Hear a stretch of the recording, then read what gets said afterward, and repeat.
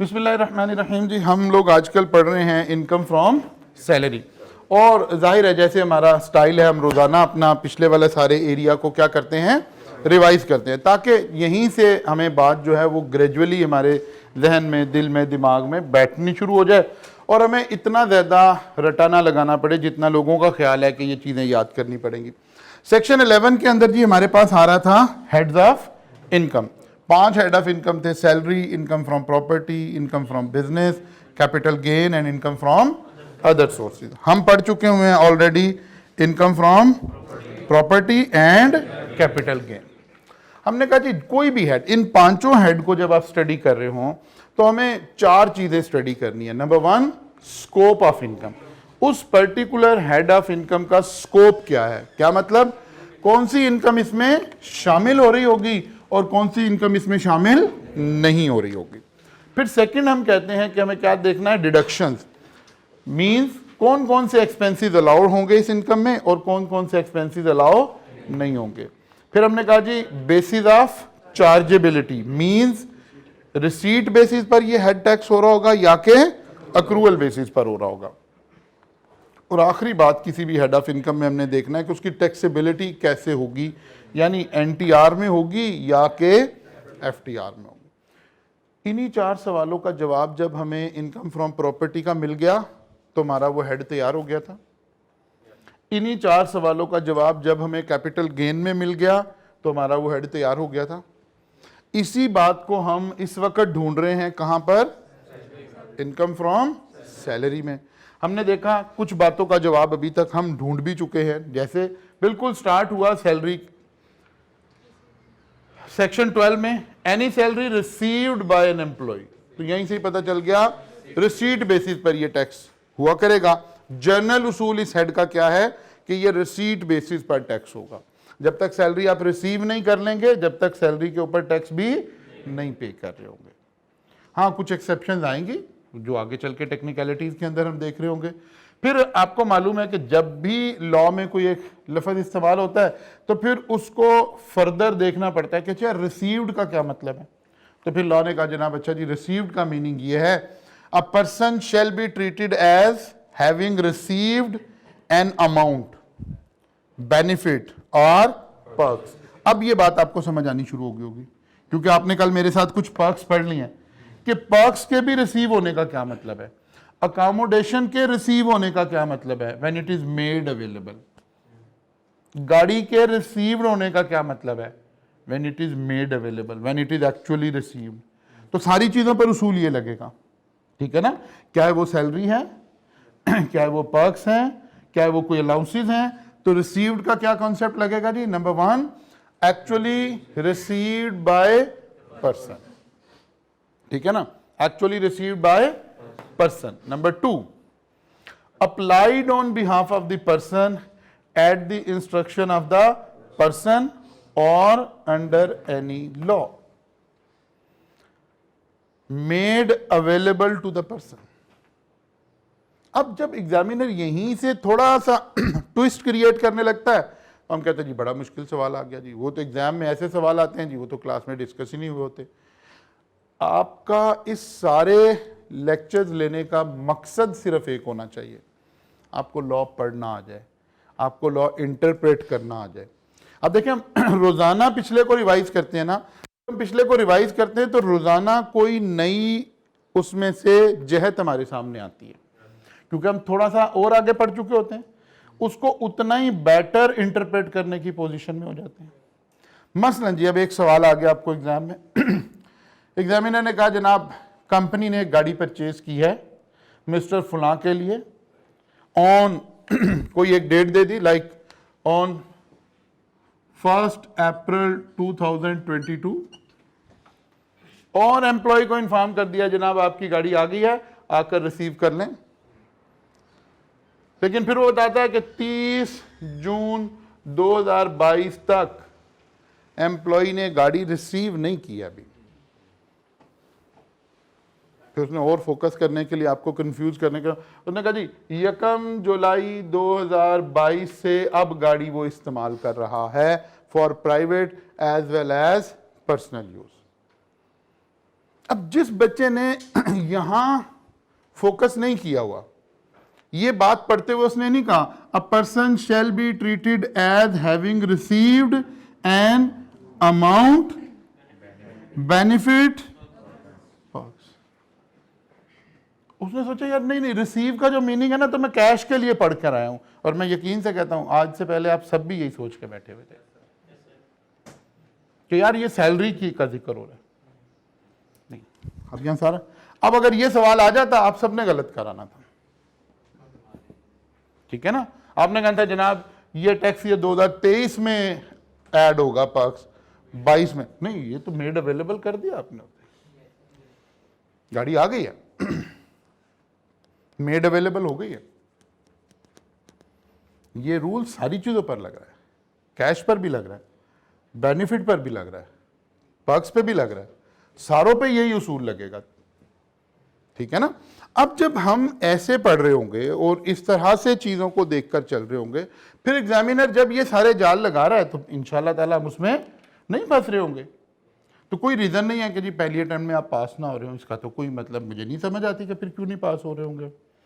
फिर आपके पास ये सारे नोट्स सॉफ्ट में अवेलेबल होते हैं, आपको दिन में जरूरी नहीं आप पढ़ने ही बैठे तो आप इसे देखें।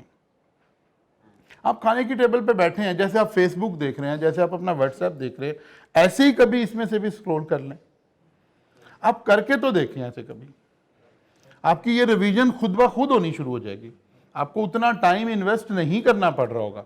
रियल पॉकेट नोट्स का कॉन्सेप्ट यही है कि नोट्स आपके मोबाइल के अंदर अवेलेबल है, आप किसी भी टाइम अपने चैप्टर को रिवाइज कर लें। उसके लिए ज़रूरी नहीं है आप टेबल चेयर पे बैठेंगे पढ़ेंगे फलां होगा। और सबसे बेहतरीन टाइम हो सकता है, माइंड साइंसेस ये कहती हैं कि किसी चीज़ को रिटेन परमानेंटली रखने का बेहतरीन टाइम होता है कि सोने से पहले उस चीज़ को देख लिया जाए। कोई रटा नहीं लगाना, कुछ नहीं करना, आप सोने लगे हैं, बस आखिरी 5 मिनट आप अपने मोबाइल पर इन पॉकेट नोट्स को स्क्रॉल कर लिया करें। आप सिर्फ 8 दिन करके देखें, सिर्फ 8 दिन करके देखें, आप मेरी इस टेक्निक के मुरीद हो जाएंगे कि यार ये अच्छा, ये इतना बड़ा सीक्रेट है इसके अंदर। लेकिन बच्चा उसको क्योंकि एक दफ़ा करता ही नहीं है, आजमाता ही नहीं, उसे लगता है अच्छा हाँ ठीक है सर सही कह रहे हैं, लेकिन करना कोई नहीं है उसने। प्रॉब्लम ये है, आप एक दफ़ा करें, आपकी ये जो रटा लगाने वाली मसला है ना, ये फॉर एवर सेटल डाउन हो जाएगा, आपको कभी याद नहीं करना पड़ेगा। आप ये सुनकर गए हैं, बस इसको जाकर देख लें। ऑनलाइन वाले बच्चे जिनके पास ये लेक्चर अवेलेबल है, उन्होंने लेक्चर ले लिया, एक दफ़ा तो उन्हें चाहिए टेबल चेयर पे बैठ के, कॉपी साथ रख के, कैलकुलेटर साथ रख के, जैसे आप अलर्ट बैठे हैं ऐसे क्लास ले। एक दफ़ा ये वाली क्लास ले लिया उन्होंने। अब क्योंकि उनके पास ऑप्शन अवेलेबल है मल्टीपल टाइम लेक्चर देखने की, अब उन्हें चाहिए वो सोने के लिए लेटे हैं ना, लेक्चर ऑन करें, लेक्चर सुनते सुनते सो जाए। हैंड फ्री भी ना लगाएं, अगर मतलब कोई हॉस्टल में नहीं रह रहे हैं तो हैंड फ्री भी ना लगाएं, आप सुनते सुनते लेक्चर सो जाएं। ना सिर्फ आपका लेक्चर पास हो जाएगा, घर वालों का भी पास हो जाएगा ठीक है ना। यकीन जाने, बिकॉज हम माइंड साइंसेस को नहीं पढ़ते, हम माइंड साइंसेस को यूज नहीं कर रहे। दुनिया में सारी दुनिया इसे यूज कर रही है इस वक्त। मैं फिर रिपीट करूं, पहले से तैयार किया हुआ लेक्चर जो आपने पढ़ा हुआ है, तैयार किया हुआ है, इसे बेतवज्जो सुनने से भी उतना ही रिवाइज होता है जितना तवज्जो से सुनने को रिवाइज होता है। मतलब जैसे गाड़ी में हम गाना लगा के बैठे होते हैं ना, हालांकि हमारा ध्यान ड्राइविंग की तरफ होता है, हमारा ध्यान अगर कोई साथ बैठा हुआ है उसके साथ गपशप की तरफ होता है, कोई मीटिंग हो रही है उसकी तरफ होता है, लेकिन ठीक है ना, यही मैं कह रहा हूँ, यही है। आप घर खाना खा रहे हैं, खाना खाने के दौरान आप लेक्चर को प्ले कर लीजिए, लेक्चर भी सुन लें, करके तो देखें कभी। इन टेक्निक्स को यूज करके, लेटेस्ट टेक्निक है, दुनिया भर में सिखाई जा रही है। ये हम ये सोच के बैठे नहीं नहीं जनाब मैं तैयार श्यार होके और फिर मैं टेबल चेयर पे बैठूंगा और मैं फिर पढ़ूंगा और फिर यूं, कहाँ आज का बच्चा इतना पढ़ रहा है। अब तो बच्चे को हमने ऐसे ही पढ़ाना है कि वो बीच बीच में ही पढ़ ले कहीं पर। तो इसलिए इन पॉकेट नोट का इस्तेमाल करें, आप सब करें। और लेक्चर्स को, जिनके पास ऑनलाइन के लेक्चर्स अवेलेबल हैं, वो तो उनके लिए तो बेहतरीन बात है कि रिवीजन के लिए वो बगैर तवज्जो के लेक्चर को सुने, उस टाइम में सुने जब आप कोई और काम कर रहे हैं। मसलन आपको कोई अपने कपड़े प्रेस करने हैं, कोई भी काम आप कर रहे हैं जहां आप उस वक्त पढ़ नहीं रहे हैं, उस वक्त लेक्चर लगाएं। लेकिन ये वो वाला लेक्चर है जो आप ऑलरेडी पहले ले चुके हुए हैं, और फिर इफेक्ट देखें कि कितने पॉजिटिव इफेक्ट्स आपको मिल सकते हैं। अच्छा जनाब, फिर सैलरी की एक डेफिनेशन आई थी, क्योंकि हम गो थ्रू करते हुए चल रहे हैं, तो फिर सैलरी को हमने बड़ा डिटेल में डिफाइन किया, एक एक लफ्ज़ को हम डिफाइन करते हुए आगे चले थे। और फिर उसके बाद सैलरी की इन्हीं पॉइंट्स को लेकर आगे टॉपिक शुरू हुआ। पहले पॉइंट में तो लिखा हुआ था कि भाई कोई भी बेनिफिट है, कोई भी नाम है उसका, कैश है, सैलरी है, रेन्यूमरेशन है, वो आपकी सैलरी में ऐड होगा। सेकंड में हम पहुंचे थे कि जी कन्वेंस क्या है। जाहिर है ये क्या था, एक पर्क्स था। इसके ऊपर रूल क्या था जी, कैसे ऐड होगा, हमें देखना पड़ेगा कि अगर पर्सनल यूज के लिए गाड़ी प्रोवाइड की गई है तो फिर 10% ऐड होगा। अगर एम्प्लॉयर ने गाड़ी खरीदी है तो कॉस्ट का 10% होगा, और अगर उसने लीज पर करवाई है तो फिर fair market value at the Inception of lease, ये ऐड हो रहा होगा। फिर दूसरा पॉइंट था, अगर partly for business and partly for non business official use, तो फिर ये 5% पे चला गया। और अगर ये होली फॉर ऑफिशियल यूज था तो नो एडिशन आ गई थी। फिर हमने एक बात और देखी, हमने कहा यार जो इशू डिस्कशन में आ रहा है, जो इशू डिस्कशन में आ रहा है वो क्या है, क्या कन्वेंस में कितनी बातें डिस्कस हो रही हैं। अभी पूरा जब हम पढ़ लेंगे लॉ तो कहाँ कहाँ ये डिस्कस होगा। हमने कहा 3 बातें डिस्कस हो रही हैं। नंबर 1, प्रोविजन ऑफ व्हीकल, गाड़ी एम्प्लॉयर ने आपको दी है, लॉ कहता है इसको हमने टैक्स करना है। दूसरी बात, रनिंग एंड मेंटेनेंस कॉस्ट भी एम्प्लॉयर आपको दे रहा है, यानी फ्यूल भी मिल रहा है, मेंटेनेंस भी मिल रही है। लॉ कहता है ये एक दूसरा बेनिफिट है। फिर है कि एम्प्लॉयर ने आपको ड्राइवर भी दिया हुआ है, वो कहता है ये तीसरा बेनिफिट है। इन सारों का 10% से नहीं ऐड हुआ था ये। मतलब एक प्राइवेट गाड़ी आपको दी गई, गाड़ी भी मिली, उसका रनिंग एंड मेंटेनेंस भी मिल रहा है, उसका ड्राइवर भी मिला हुआ है, तो क्या 10% ऐड करना है? लॉ कहता है नहीं नहीं, ये 3 पर्क्स मिले आपको। ये 3 अलग अलग सेक्शन है जो इसको हैंडल कर रहे हैं, ठीक है ना। ये 3 अलग अलग सेक्शन है। गाड़ी वाला सेक्शन क्या कह रहा है, ये सेक्शन 13 सब सेक्शन 3 में ये बात लिखी हुई है, और रूल 5 इसे हैंडल कर रहा है। यहां हमने देखना है कि गाड़ी किस पर्पज के लिए थी। 5% वाली कैटेगरी में आती है, 10% वाली कैटेगरी में आती है, वो एडिशन आ रही होगी, ठीक है ना। दूसरी बात आई running and maintenance. Running and maintenance में हमने कहा actual personal usage will be added in salary. जितना पर्सनल यूजेज था गाड़ी का, यहां हमने एक बात कही थी कि पर्सनल यूजेज अगर गिवन हो कि ये वाली गाड़ी 70% बिजनेस में यूज हुई है, 30% पर्सनल यूज हुई है, इसकी कोई अहमियत नहीं है। इस परसेंटेज की यहां कोई अहमियत नहीं है। यहां ऑटोमेटिकली लॉ ने एंटरटेन कर लिया, किस तरह 10% और 5% मिलाकर। लॉ ने 50-50 इसको ट्रीट किया। ये वाली अप्रोप्रिएशन लॉ नहीं कर रहा है इस हेड के लिए, लेकिन यहां कर रहा है। यहां अगर 30% था तो टोटल कॉस्ट का 30% आपकी सैलरी में ऐड हो जाएगा। बाकी पेट्रोल तो, बाकी मेंटेनेंस तो ऑफिशियल यूज के लिए इस्तेमाल हुई है, ठीक है ना। और ड्राइवर की जो सैलरी है ये सारी ऐड हो जाएगी। ड्राइवर नॉर्मली जब एग्जामिनर डिस्कस करेगा ना, तो ये करेगा ही उस गाड़ी के लिए डिस्कस जो आपको प्राइवेटली गिवन होगी, पर्सनल यूज के लिए गिवन होगी। क्योंकि ड्राइवर को जहां हमने डिस्कस किया है वो कहां डिस्कस किया है, when domestic servants are provided, तो इसकी कैटेगरी डोमेस्टिक सर्वेंट की होगी। तो फिर जितनी सैलरी इस ड्राइवर को दी जा रही होगी वो सारी आपकी इनकम में ऐड होगी, और अगर उसमें से कुछ कट रहा है तो वो माइनस हो जाएगा। अब अगेन फिर एक बात हमने और डिस्कस की कि यार अगर पूरा साल गाड़ी ना मिली फिर क्या होगा। If there is If vehicle is not provided for the whole year, the amount will be added on pro rata basis. ये बात कहां कहां अप्लाई होगी? यहां अप्लाई होगी। इधर तो खुद ही प्रोरेटा हो जाएगा क्योंकि ये एक्सपेंसिव प्रोरेट होके आया हुआ होगा ना। जाहिर है गाड़ी का पेट्रोल अगर 3 महीने गाड़ी इस्तेमाल हुई तो पेट्रोल अभी तो 3 महीने का ही रहा होगा। अगर अभी 3 महीने ही हुए हैं ड्राइवर को प्रोवाइड किए हुए तो ड्राइवर को 3 माह की सैलरी गई हुई होगी। लेकिन ये तो आपने कॉस्ट का 10% ले लेना है, इस वजह से यहां प्रोरेटा लगाने की जरूरत है, बाकी कहीं लगाने की जरूरत नहीं है। अब इस स्लाइड से बाहर एग्जामिनर जो मर्जी आए कर ले, वो जा नहीं सकता, उसके पास कोई ऑप्शन अवेलेबल नहीं है कि इससे बाहर निकल के कोई सवाल बना ले। अब अगर आप इसको अंडरस्टैंड कर गए तो बिल्कुल आप एग्जामिनर बनाए जो भी सवाल बनाना है। अब अगर आप खौफ में मुब्तला नहीं है, एग्जाम के खौफ में मुब्तला नहीं है, तो फिर आप ये सवाल 100% ठीक करके आएंगे। अगरचे तीनों बातें बड़ा रेयर बात है कि एग्जामिनर इतनी डिफिकल्टी लेवल पर जाए, फिर उसमें प्रोरेटा भी आ जाए।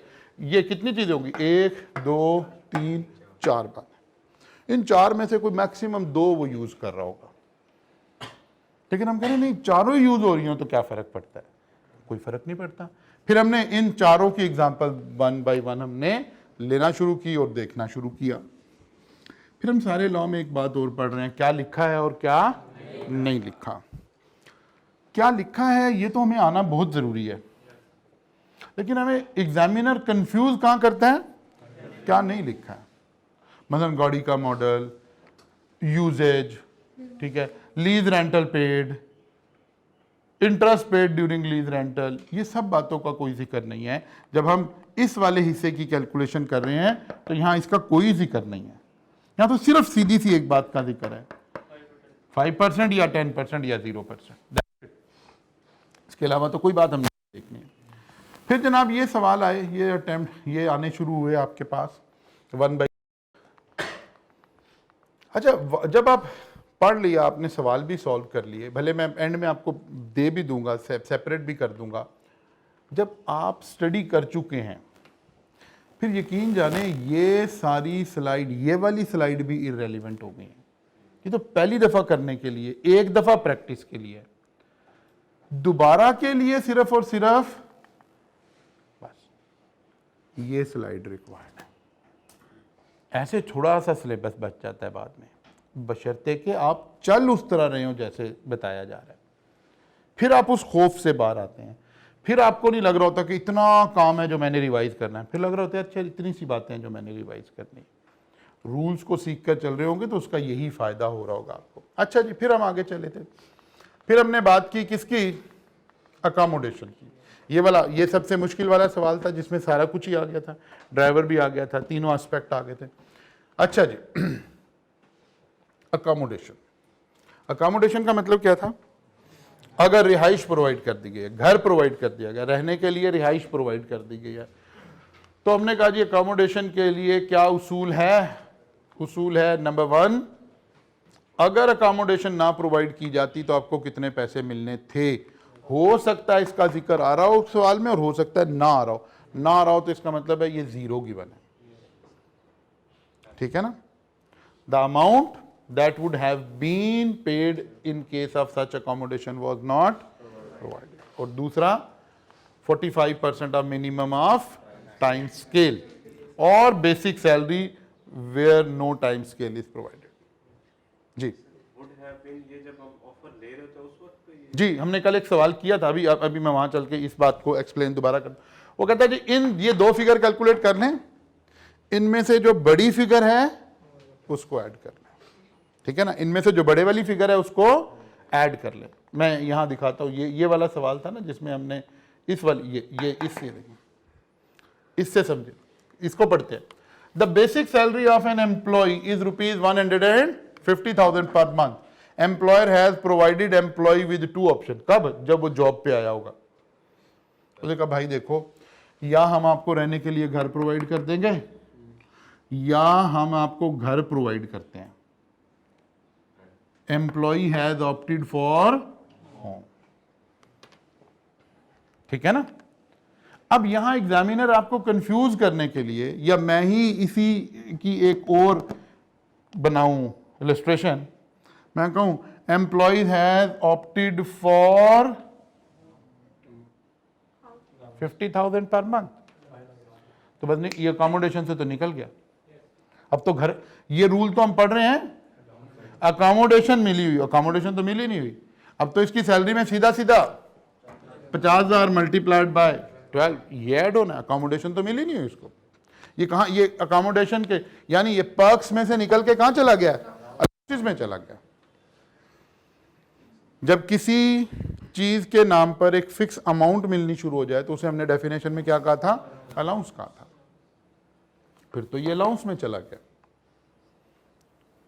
जरूरी है, इसको ऑप्शन दी गई थी, इस फिगर की ऑप्शन ले ली, इस वाली फिगर को कैलकुलेशन में लॉ रेलिवेंट बना रहा है कि यार 50,000 मल्टीप्लाइड बाय 12, 6 लाख ये हो गया, और सैलरी 18 लाख का 45%, इनमें से जो बड़ी फिगर है वो ट्रीट की जाएगी। अकोमोडेशन और होम या दो अलग-अलग लें, अकोमोडेशन फैक्ट्री प्रेमिसेस को समझे। नहीं, अकोमोडेशन लॉ दोनों को कह रहा है कि अगर आपको अकोमोडेशन प्रोवाइड की गई, यानी घर प्रोवाइड किया गया, भले वो फैक्ट्री प्रेमिसेस के अंदर प्रोवाइड किया गया या बाहर प्रोवाइड किया गया, ठीक है ना, उसका जिक्र हो रहा है। अच्छा, आपके ध्यान में जो बात आ रही है मैं उसको क्लैरिफाई कर लूं। इससे वो मुराद नहीं है कि अगर कोई शख्स अकेला इंडिविजुअल फैक्ट्री में प्रेमिसेस में कोई रूम बने हुए हैं और आप अकेले रह रहे हैं, ये वो मुराद नहीं है। ये तो फैमिली के लिए अगर आपको घर मिल गया, हाउस मिल गया, फिर ये एडिशन आ रही है। सिर्फ आप अकेले छड़े जिंदगी वहां गुजार रहे हैं तो फिर ये 6 लाख रुपए ऐड नहीं हो रहा है, ठीक है ना, आपका ध्यान उधर चला गया। अच्छा जनाब, हाँ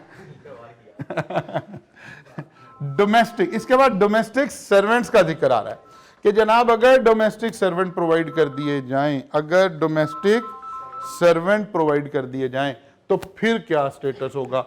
उसने कुछ लोगों के नाम लिए और फिर उसने कहा housekeeper, gardener, driver, domestic assistant, अगर ये प्रोवाइड किए जाएं तो उसूल क्या है, जितने सैलरी इनको मिलेगी वो ऐड हो जाएगी, और अगर कुछ पैसे आपकी सैलरी में से कट रहे हैं तो वो माइनस हो जाएंगे, ठीक है ना। फिर यूटिलिटीज, इसका उसूल क्या था जी, fair market value, fair market value of utility minus जो अमाउंट आपने पे की हुई है। कुछ हेड का लॉ अलग अलग बता रहा था, ये सारा हम पढ़ चुके हैं इसलिए हम जरा क्विकली गुजरे। फिर इंटरेस्ट फ्री लोन का हमने जिक्र किया था, हमने कहा जनाब सिनेरियो बने वेयर नो प्रॉफिट, यानी इंटरेस्ट ऑन लोन, अगर एम्प्लॉय से कोई नहीं लिया जा रहा तो 10% ऐड हो जाएगा अमाउंट ऑफ लोन का, और अगर कुछ लिया जा रहा है 10% से कम तो फिर डिफरेंस ऐड हो जाएगा, और अगर 10% से ज्यादा तो फिर कुछ नहीं, 10% या उससे ज्यादा, ठीक है। आप इस सारे को समझने के लिए ऐसे कर सकते हैं कि क्या ऐड होना है, 10% माइनस एक्चुअल चार्ज, ठीक है ना, मतलब 10% और 0 चार्ज हुआ तो क्या ऐड होगा, 10%, 10% और 6% चार्ज हुआ तो क्या ऐड होगा, 4%। बस एक चीज का ख्याल रखना है, अगर ज्यादा चार्ज हो गया तो नेगेटिव, आपको उसका बेनिफिट नहीं मिलेगा, इसका मतलब होगा कि कुछ भी ऐड नहीं होगा। ये थर्ड पॉइंट जो है ये टैक्स अवॉइडेंस के लिए यूज हो सकता है। टैक्स अवॉइडेंस से बचने के लिए तो ये लगाया गया। थर्ड पॉइंट है where profit on loan paid by an employee is higher और इक्वल टू 10%। कैसे आपके जहन में टैक्स अवॉइडेंस यहां से कैसे जहन में आ रही है, बताइए, मैं उसको एक्सप्लेन करता हूं। फिर 10% वाला भी नहीं देना पड़ेगा। नहीं, ये नहीं हो रहा। अगर जरा गौर करो आपने प्रॉब्लम क्या थी इस कल जब हमने इसकी बेस बना रहे थे कल के लेक्चर में, तो जब हम क्या कह रहे थे, एक आदमी ने कहा यार आप मुझे ना सैलरी मेरी कम कर दें लेकिन मुझे 1 करोड़ रुपए का लोन दे दें। उसने देखा यार अगर मैं 1 करोड़ रुपए से कोई बिजनेस करूंगा, कहीं इन्वेस्ट करूंगा तो 10, 12, 15% मैं कमा लूंगा, ठीक है, 15 लाख रुपया मुझे वहां से आ जाएगा। मैंने कहा जी मेरी सैलरी आप 50,000 कर दें, मुझे 1 करोड़ लोन दे दें। उसका ख्याल था ऐसे मुझे टैक्स नहीं लगेगा। लॉ ने कहा नहीं नहीं नहीं नहीं, 1 करोड़ लोन का 10% हम आपकी सैलरी में ऐड करेंगे, 10 लाख रुपया हम अज्यूम करेंगे आपको ये सैलरी मिली है, ये बेनिफिट मिला आपको, और बाकी जो आपने 50,000 के हिसाब से 6 लाख वो लिया हुआ है, यानी लॉ क्या कह रहा है 16 लाख आपकी सैलरी हो गई है। तो ये तो टैक्स एवॉइडेंस से बचने के लिए प्रोविजन हो रही है। अच्छा, अगर ऐसा हुआ कि आपको लॉ उसने कहा जनाब मुझे 1 करोड़ लोन दे दें और आपको चार्ज कर दिया एम्प्लॉयर ने 12%, तो अब तो आप बेनिफिट तो कोई ले ही नहीं रहे हो। लॉ ने जाहिर है लॉ को बिल्कुल मार्केट रेट से लिंक नहीं करना चाहता था, उसने एक बेंचमार्क रेट बना दिया। असल में जिस साल ये प्रोविजन आई थी ना, उस साल 5% से शुरू किया था और फिर कहा था कि हर साल 1% बढ़ता जाएगा और फिर 10 पे जाके रुक जाएगा। अब क्योंकि वो पुरानी प्रोविजन है, हमें वो बाकी सारी पढ़ने की जरूरत नहीं है, बड़ी पुरानी प्रोविजन है। अब 10% है पिछले 8-10 सालों से, अब हम डायरेक्ट 10% को पढ़ रहे हैं। अब हो सकता है रियल में इस वक्त 12% रेट चल रहा हो, लॉ कहता है चलो 2% की खैर है, बजाय इसके कि हम इसे और कॉम्प्लेक्स कर दें। तो ऐसा भी तो होगा ना, जैसे कोरोना के टाइम में, कोविड के टाइम में इंटरेस्ट रेट नीचे चला गया था, लेकिन ये 10% ही चल रहा था। तो लॉ ने एक बेस रेट बना दिया जिसको हम क्या कह रहे हैं, बेंचमार्क रेट, ठीक है ना। बेंचमार्क रेट एक बना दिया, जब तक आप ये पैसा इस्तेमाल करेंगे जब तक ये ऐसे ही चलेगा। हाँ, इसमें एक कैलकुलेशन हो सकती है, चले हम थोड़ा उधर बात करते हैं। फर्ज किया जी एक शख्स ने लोन लिया, जरा इसको लिख भी लेना आपने अपने पास। एक शख्स ने 1.5 मिलियन का लोन लिया, 1 जुलाई डेट थी 1 जुलाई 2021, ठीक है ना।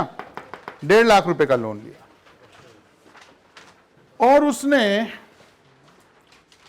31 दिसंबर 2021 को 4 लाख रुपया जो है वो पे कर दिया, ठीक है। बस ये बात लिखी हुई है कि मिस्टर फुला ने 1.5 मिलियन लोन लिया, 31 दिसंबर 2021 को 4 लाख रुपया पे कर दिया, फिर साइलेंट हो गया। इसका मतलब है बाकी का 11 लाख रुपया इस पूरा साल रहा, ठीक है ना। अब सवाल ये पैदा होता है कि क्या ऐड करना है, ठीक है ना। अब सवाल पैदा हुआ कि हमने कितनी अमाउंट ऐड करनी है। तो अगर लोन में फ्लक्चुएशन आ रही हो, एक है फिक्स लोन रहता, एक सिनेरियो था कि 15 लाख रुपया उसने पूरे साल के लिए लिया था, बस फिर तो आसान बात हो गई, फिर तो आसान बात हो गई, 15 लाख का 10% ये सैलरी में ऐड हो गया। लेकिन अगर फ्लक्चुएशन हो रही है, या तो लोन और लिया जा रहा है या वापस किया जा रहा है, यानी वो आप क्यूएम में पढ़कर आए थे, एक लफ्ज था आउटस्टैंडिंग अमाउंट। आउटस्टैंडिंग अमाउंट अगर चेंज हो रही है, बढ़ भी सकती है कम भी हो सकती है, तो फिर क्या करना है। फिर हमें अलग अलग, जैसे हम पीरियोडिक इंटरेस्ट रेट निकालते थे ना क्यूएम के अंदर, अब हमें अलग अलग देखना पड़ेगा कि जी पहले 6 महीने कितना लोन था, 15 लाख, इसका लेते हैं 10%, 1.5 लाख रुपया ऐड हो गया जी आउटस्टैंडिंग। अगले 6 महीने क्या रह गया, 11 लाख, इसका 10%, कितना आ गया, हाँ। लेकिन ये तो आता जब पूरा पूरा साल इस्तेमाल होता, अब इसे टाइम पोर्शन करना पड़ेगा। ये पूरे साल का चार्ज था, हमने यूज कितना किया है, 6/12, और ये कितना है 6/12, इसको ऐड कर लेंगे, टाइम अपोर्शन कर लेंगे। मुराद ये हुआ पूरे साल का चार्ज लेकर 10% लेने के बाद उसको टाइम अपोर्शन कर लेंगे। इंक्रीज भी हो सकता है, डिक्रीज भी हो सकता है। ये वो अमाउंट होगी फिर जो आपकी ऐड हो रही होगी। ये बात समझ आ रही है। रिकॉल करें क्यूएम के अंदर आप ये सारी बातें इस तरह की कुछ थोड़ी सी पढ़ कर आए थे, लोन रीपेमेंट शेड्यूल भी एक पढ़ कर आए थे। कर लेंगे ना इस तरह का सवाल के नहीं? जितने अरसे जो लोन हुआ वो जितना अरसा इस्तेमाल हुआ उसको टाइम अपोर्शन करते चले जाएंगे। इंटरेस्ट फ्री लोन, अच्छा जी, फिर आगे चलते हैं जनाब। फिर दो इसकी एक्सेप्शन थी कि 10 लाख से नीचे वाले लोन पर अप्लाई नहीं होगा। अच्छा, ये लोन अगर वापस मैं कर देता, मैंने दानिस्ता 4 लाख पे किया, अगर मैं यहां 5 लाख वापस कर देता 10 लाख, फिर पहले 6 महीने का मुझे इंटरेस्ट चार्ज हो रहा होता, अगले 6 महीने मुझे इंटरेस्ट चार्ज ना हो रहा होता, क्योंकि 10 लाख से एक्सीड करने पर प्रोविजन लगती है। मैंने दानिस्ता यहां 4 लाख रीपे किया था, अगर 5 कर तो फिर 6 महीने का टाइम पोर्शन होकर इंटरेस्ट आ रहा होता, और 6 महीने के बाद आप उस स्लैब से ये वाली आपको loan outstanding should be less than 1 million, फिर कुछ नहीं होगा। लेकिन फिर एग्जामिनर आया, कंफ्यूज करने पर अगर एग्जामिनर उतर आए बाद दफा, वो एक छोटे एरिया में से 3-4 नंबर का सवाल पिक कर ले। वो कहे जी एक एम्प्लॉय ने लोन लिया है 6 लाख रुपया, साथ उसने डेट दे दी जी 1 जुलाई 2021। फिर उसने कहा जनाब उसने 4 लाख रुपया और लोन ले लिया ऑन 1 जनवरी 2022। फिर उसने कहा जनाब उसने 8 लाख रुपया लोन और ले लिया 1 अप्रैल 2022। और आपका टैक्स ईयर सवाल में क्या चल रहा है?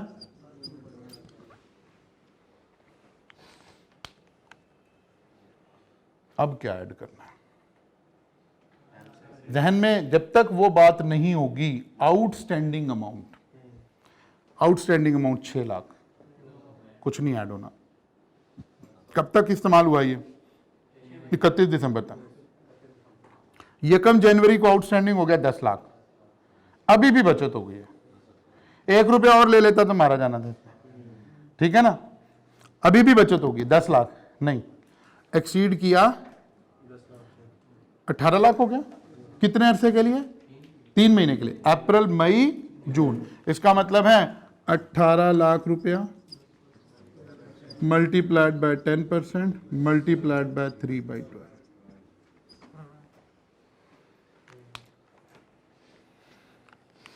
लेकिन हमारी सारी टीचिंग का जनाजा उस वक्त निकल जाता है जब आप घर रोजाना काम करके नहीं आते।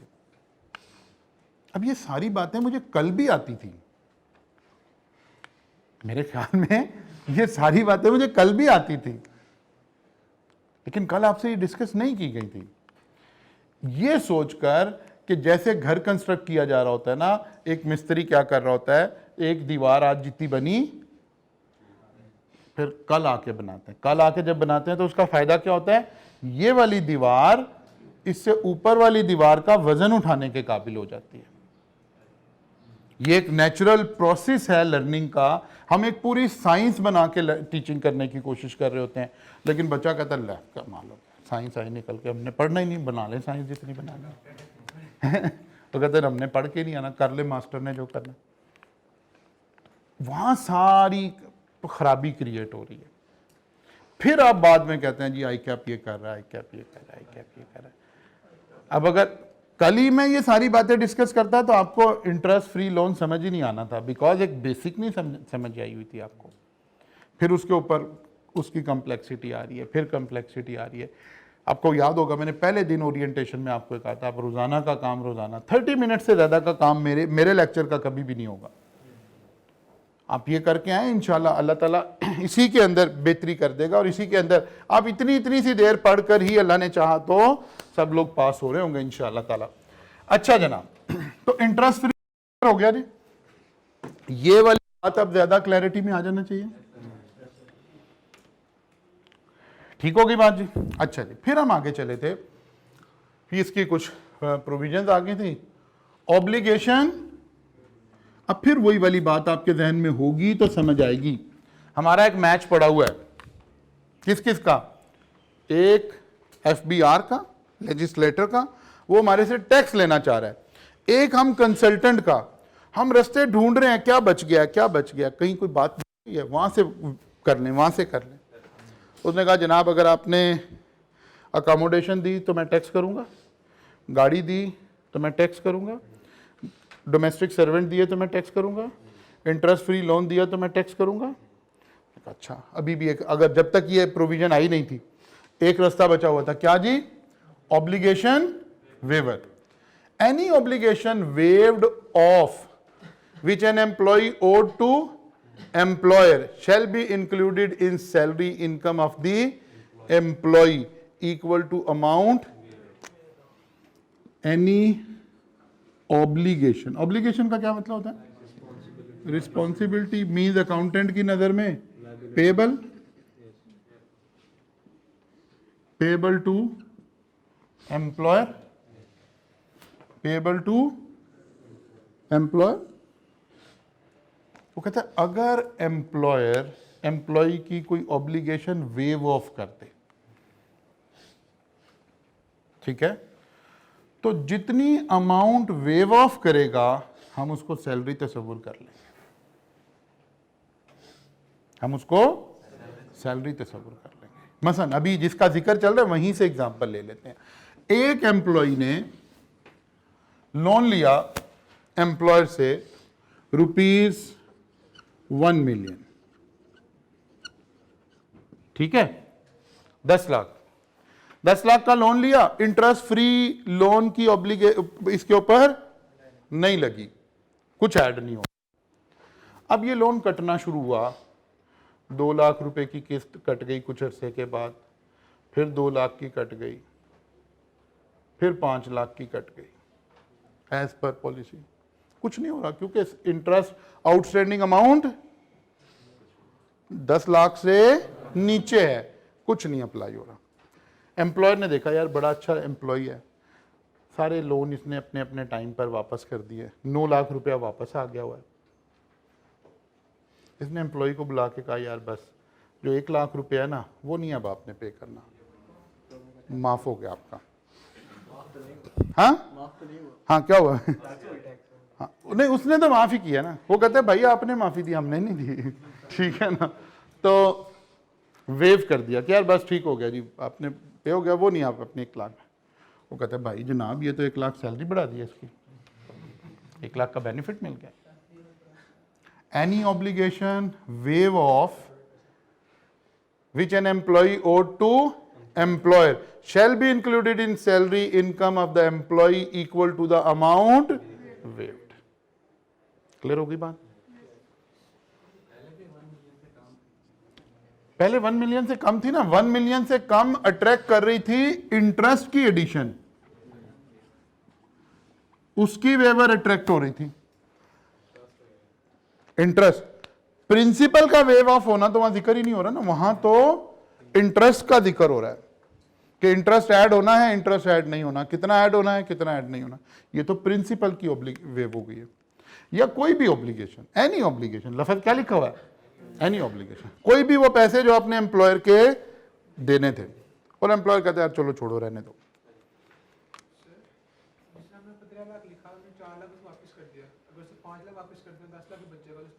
नहीं लगेगा। जैसे ही 10 को टच करेंगे टैक्स लगना बंद हो जाएगा, ठीक है ना, अपोर्शन कर रहे होंगे।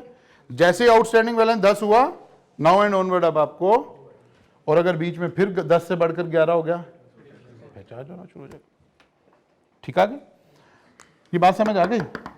उसने कहा अब फिर हमारे जैसे जो कंसल्टेंट थे ना, उन्होंने कहा अच्छा अच्छा हाँ यार ये भी इन्होंने पकड़ लिया, ये भी नहीं कर सकते। कहा अच्छा यार एक काम करते हैं, एम्प्लॉयर अगर मुझे घर देगा तो सैलरी में ऐड हो जाएगा, कन्वेंस देगा तो सैलरी में ऐड हो जाएगा, घर का कोई सर्वेंट देगा तो सैलरी में ऐड हो जाएगा। सोचते सोचते सोचते सोचते यार क्या अगर एम्प्लॉयर ने मेरी कोई पैसे माफ़ कर दिए तो भी सैलरी में ऐड हो जाएंगे। तो कह रहे ऐसा है, मैंने वहाँ से लोन लिया एक और बंदे से 5 लाख, वो तुम पे कर दो। और जब तक लॉ ये नीचे वाला ना लिखा होता तो हमने कहना था जनाब बताओ कहाँ लिखा है कि आप ये वाला भी सैलरी में ऐड कर सकते हो। मैं कहा जी आपने तो नहीं, आपने, आपकी तो कोई ऑब्लिगेशन वेव नहीं हुई, ये तो थर्ड पार्टी की ऑब्लिगेशन थी। तो फिर लॉ को जब समझे उसने फिर ये लिखा, any repayment by the employer to another person on account of an obligation of the employee shall be included in the salary income of the employee equal to। अच्छा, इंसान आज नहीं ऐसे हुआ, इंसान शुरू से ही ऐसे सोचता है। इंसान चलो चोट दरवाजा नहीं मैं कहता, मैं उसे जरा डेल्यूट करके कह रहा हूं कि इंसान बीच में से रास्ते निकालने की कोशिश करता है। वो कौन से नबी की उम्मत का जिक्र आता है कुरान में जिन्हें मछलियों का शिकार मना हो गया था, हैं? अब मुझे नाम सही याद नहीं इस वक्त, तो बनी इसराइल को, ठीक है ना। तो पता नहीं वो कौन सा दिन था, मंगल का दिन था, हफ्ते का दिन, कि हफ्ते के दिन आपने मछलियां नहीं पकड़नी।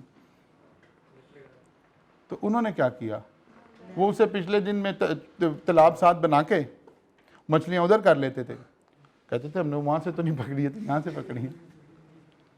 इंसानी दिमाग ऐसे ही काम कर रहा है शुरू से, तो बीच में से रास्ता ढूंढता है कि अच्छा ये लगा है तो फिर इधर से रास्ता लगा देते हैं, फिर इधर से रास्ता लगा लेते हैं। अब ये क्योंकि ये लाज हमारे इंसानों के बनाए हुए कवानीन है, ये कोई खुदाई कवानीन तो है नहीं, फिर इन्हें हमें इम्प्रूव करना पड़ रहा होता है। एक चीज़ पर नज़र आती है फिर हम उसके ऊपर को लगाते हैं, फिर नज़र आती है फिर लगाते हैं, फिर नज़र, ये कल को आप भी इसी तरह लूप होल ढूंढ रहे होंगे, और अगर वो थोड़ा हाई प्रोफाइल केस होगा तो हाईलाइट हो जाएगा, फिर अगली दफ़ा FBI उसको कहीं ना कहीं एडजस्ट करने की कोशिश कर रहा होगा। कल मुलाकात होगी जी इंशाल्लाह, यहाँ से आगे चलेंगे, और अब आपसे मुलाकात ईद के बाद होगी इंशाल्लाह ताला। जी कल तो क्लास नहीं होगी, परसों भी नहीं होगी, आप ये समझे। परसों होगी तो मैं कर लूंगा, आप लोग ना आइएगा, अगर होगी तो मैं रिकॉर्ड करके आपको दे दूंगा।